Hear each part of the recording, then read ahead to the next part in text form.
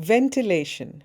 What role does it play in keeping your homes, your offices, your schools, and you safe from COVID-19?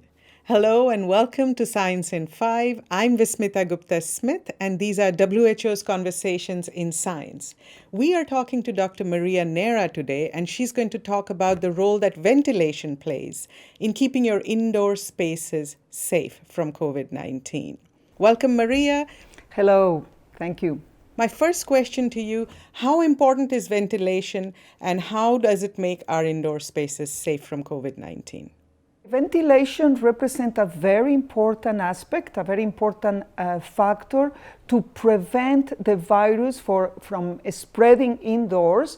So something as simple as natural ventilation means opening the doors, opening the windows can provide this type of renewal of the healthy air we want to breathe. And let me give you an example. Whenever it's possible in public spaces or in buildings, ensure a natural ventilation, opening the windows. And in places like, in settings like schools or working places or touristic places, what we are recommending is to increase the rate of air change, increase the rate of ventilation by natural ways or mechanical ones, always trying to avoid the recirculation of the air. And when you cannot avoid it, then having filters that are properly and regularly maintained and changed is needed. Please don't forget that ventilation is very important, but it's not the only measure. So this has to be one intervention, part of a package of intervention to prevent the COVID-19 to be spread. Maria, most indoor spaces around the world depend on opening doors and windows. So how can we be sure that enough outdoor air is circulating indoors?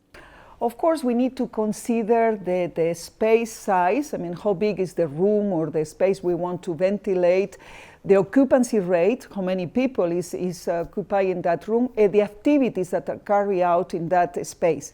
And of course, there are formulas to calculate all of that, but essentially what we know is to renew the air.